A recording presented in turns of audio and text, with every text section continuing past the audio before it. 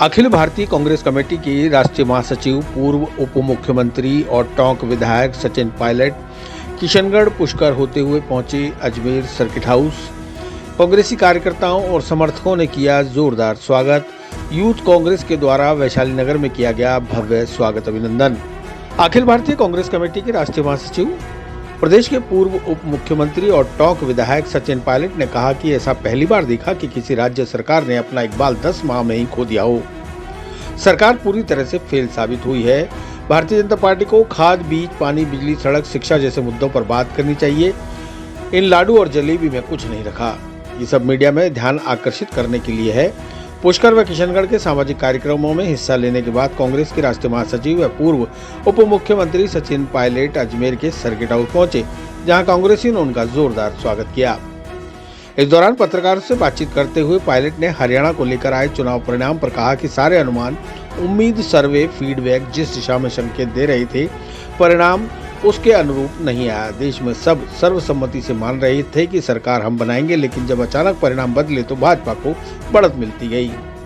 लेकिन ये बात सच है कि उम्मीद से बिल्कुल विपरीत परिणाम आए हैं। सभी लोग मानते हैं कि 10 साल से जो सरकार थी उससे ना तो जनता खुश थी और ना ही खुद भाजपा। यही कारण रहा कि 9 साल बाद मुख्यमंत्री बदल दिया गया। इन परिणामों की कांग्रेस समीक्षा करेगी। जम्मू कश्मीर में जो गठबंधन को स्पष्ट बहुमत मिला है, वहां पर भी अड़चनें लगाई गई, लेकिन लोगों ने समझदारी दिखाई और सरकार बनाई। वहां सरकार बनाएंगे और विकास के साथ रोजगार के अवसर बढ़ाएंगे। यहां पर एक नई शुरुआत होगी। जहां तक राजस्थान की बात है तो राजस्थान में भाजपा सरकार को बने हुए 10 माह बीत चुके हैं, लेकिन इन 10 माह में प्रदेश में व्यवस्थाएं पूरी तरह से चरमरा गई हैं। कुछ भी ठीक नहीं चल रहा। अफसरशाही हावी है। सत्ता के कई केंद्र बने हुए हैं। सत्ता व संगठन एक मत नहीं होकर कंफ्यूज हैं। मंत्री इस्तीफा देकर बैठे हैं और पता नहीं कि वह मंत्री हैं भी या नहीं। मुख्यमंत्री को खुलकर काम करने की छूट नहीं है। विकास के लिए बजट आवंटित नहीं हो पा रहा। इसका खामियाजा जनता को उठाना पड़ रहा है। पायलट ने कहा कि उपचुनाव को लेकर कांग्रेस पहले से ही तैयारी कर चुकी है और एकजुट होकर चुनाव लड़ेंगे। सभी 7 सीटों पर कांग्रेस जीत दर्ज करेगी। जब कांग्रेस पब्लिक में जाएगी तो जनता उसे ही वोट देगी। उन्होंने कहा कि हरियाणा में चुनावी परिणाम का राजस्थान में कोई असर नहीं होगा। यह अलग स्टेट है और यहाँ के अलग मुद्दे और परिस्थितियां हैं।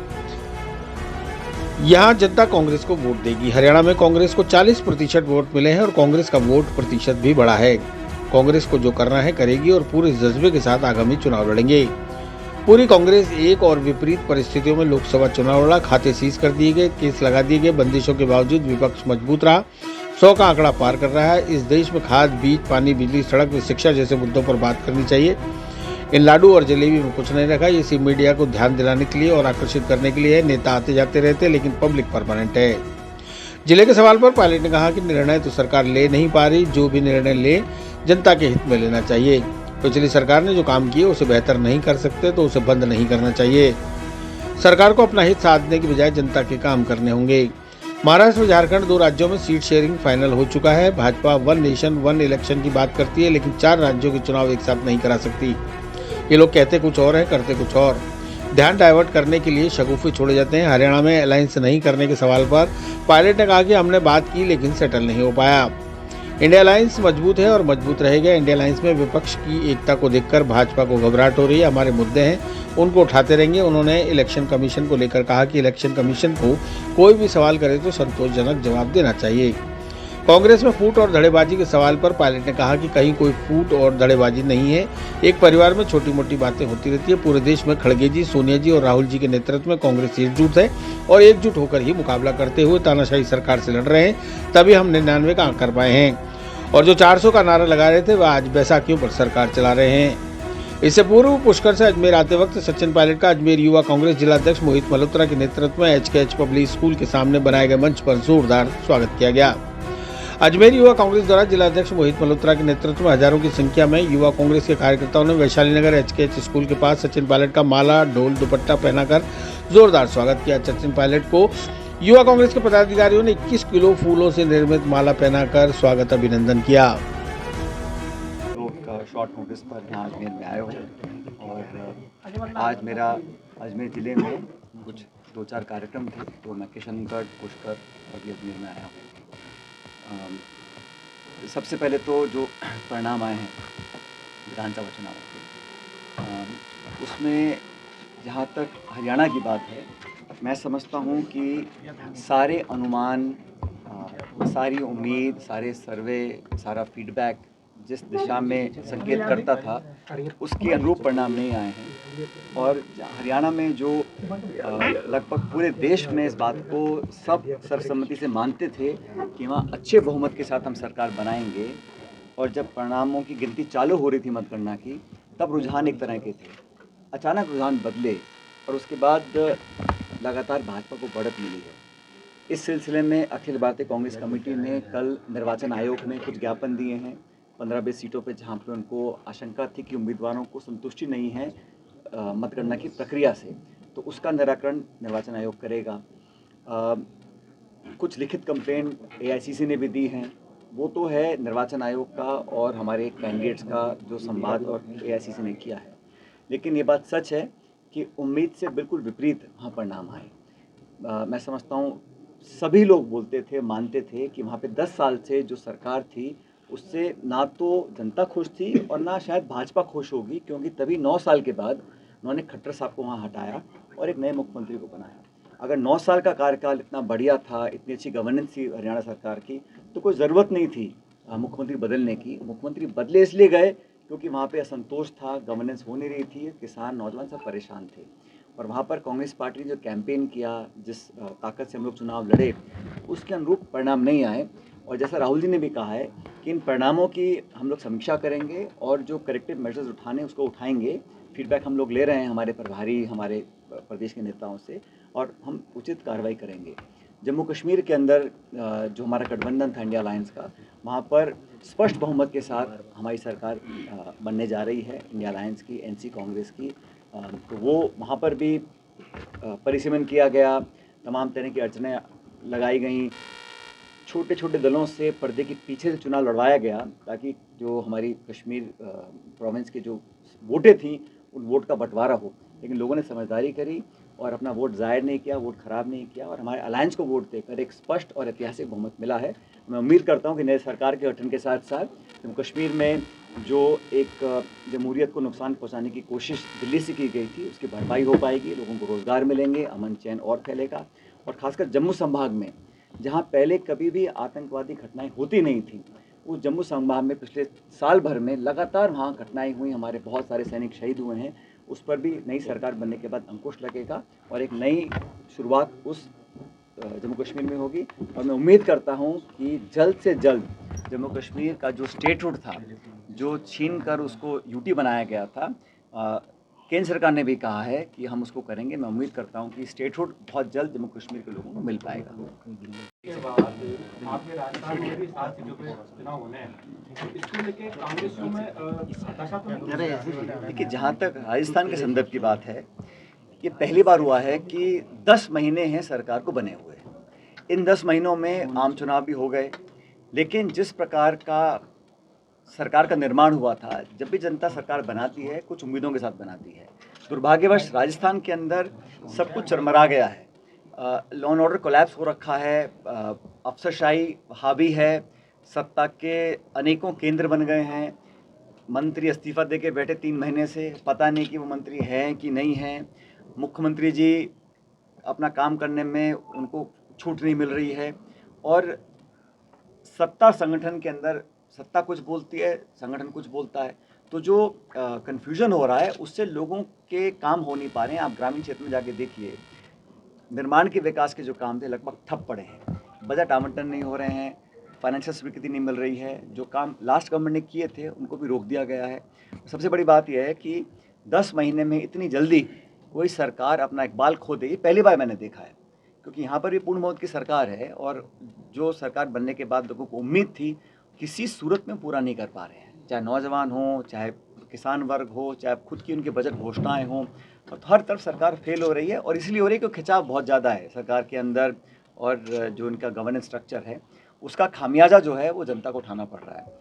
लेकिन जहाँ तक उपचुनाव की बात आपने पूछी है, मैं स्पष्ट करना चाहता हूँ, राजस्थान में जब भी उपचुनाव डिक्लेयर किए जाएंगे सभी सीटों पे कांग्रेस पार्टी जीतेगी। हम लोगों ने बहुत पहले से अपनी तैयारी कर रखी है और मुझे नहीं लगता कि बहुत ज़्यादा हरियाणा के चुनाव का प्रभाव इन उपचुनाव में पड़ेगा, क्योंकि अलग राज्य है, अलग परिस्थिति में उपचुनाव हो रहा है और लोकसभा चुनाव के अंदर जहां पिछले चुनाव लगातार हम लोग सीट नहीं जीत पाए थे, इस बार हम 11 जगह भाजपा को हमने पराजित किया है।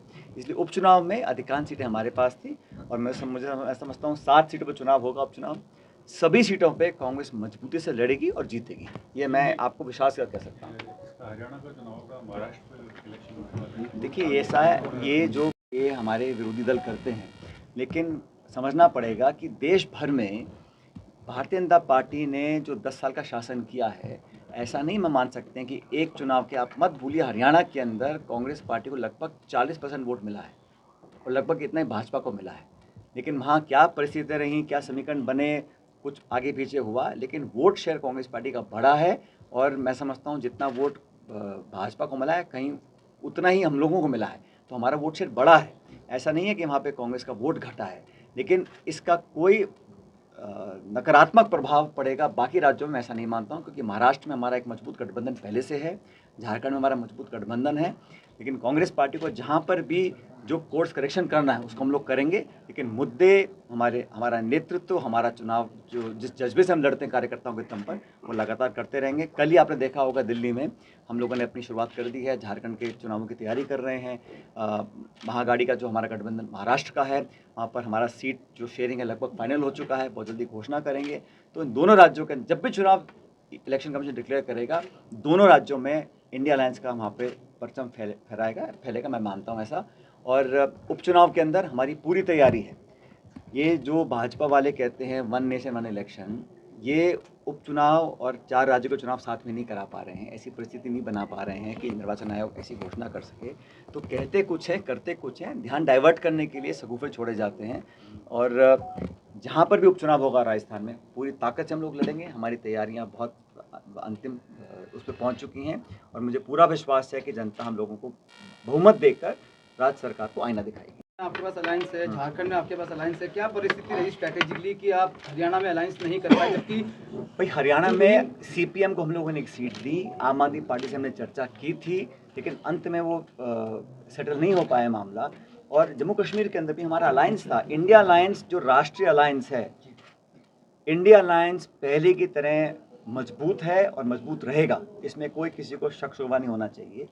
कश्मीर में हम लोगों ने अलायंस किया एनसी के साथ, पीडीपी से हम लोग नहीं कर पाए किसी कारणवश। इसी तरह हम लोगों ने सीपीएम से किया, आपसे नहीं हो पाए किसी कारणवश। लेकिन महाराष्ट्र में, झारखंड में हमारा पहले से अलायंस है लोकसभा चुनाव के अंदर। तो इंडिया अलायंस कोई कितनी भी साजिशपूर्ण तरीके से आपस में दरार पैदा करने की कोशिश करे, लेकिन खड़गे साहब, राहुल जी, पूरी कांग्रेस पार्टी और इंडिया अलायंस एकजुट था, एकजुट है और एकजुट रहेगा। और विपक्ष की एकता को देखकर भाजपा में कहीं ना कहीं घबराहट महसूस होती है, क्योंकि जो लोग 300-400 पार की बात करते थे, वो आज बैसाखियों पे केंद्र सरकार बनाने में उनको मजबूर होना पड़ा। और हमारा जो अलायंस है, राहुल गांधी जी नेता प्रतिपक्ष बने हैं जब से, उन्होंने सरकार की जवाबदेही तय करी है। लैटरल एंट्री का बिल बीजेपी लेके आई, विड्रॉ करना पड़ा। वक्फ बोर्ड का बिल लेके आई, विड्रॉ करना पड़ा। और हम कास्ट सेंसस की बात करते हैं, करवा के रहेंगे। तो हमारा जो मुद्दे हैं, संवैधानिक संस्थाओं की रक्षा करना, संविधान से छेड़छाड़ ना होना, दलित, आदिवासी, इन हमारे भाई बहनों को कोई नुकसान ना पहुंचे, उनका संरक्षण हो, ये कांग्रेस पार्टी के इंडिया अलायंस के पुराने मुद्दे हैं, उन पर हम कायम रहेंगे। ऐसा है, कौन कहाँ जाता है उसकी चिंता मत करो। जब पब्लिक के बीच हम जाएंगे तो जनता कांग्रेस को वोट करेगी। पायलट बैठे शहर अध्यक्ष पायलट कूट कहते हैं और गहलोत कूट कहते हैं, पहले ये बहुत चलता था, अब क्या लगता है? मैं इतने सालों से आपको समझा रहा हूँ, आप मेरी बात समझने को तैयार ही नहीं हो कि कांग्रेस में एक ही गुट है, हाँ। वो है खड़गे राहुल सोनिया गुट। ठीक है, तो हम वो हम सब दो पूर्व अध्यक्ष हैं, एक वर्तमान अध्यक्ष है। और यो तो राजस्थान में भी लागू तो है, हर जगह लागू होता है। तो यहाँ पे भी पूरा कुनबा एक है। और कांग्रेस ने देखो विपरीत परिस्थितियों में लोकसभा चुनाव में हम सब मिलकर चुनाव लड़े, हमारे कांग्रेस पार्टी के खाते सीज कर दिए, नेताओं पे केस लगा दिए, मुख्यमंत्री को जेल में केंद्र सरकार बंद करती है।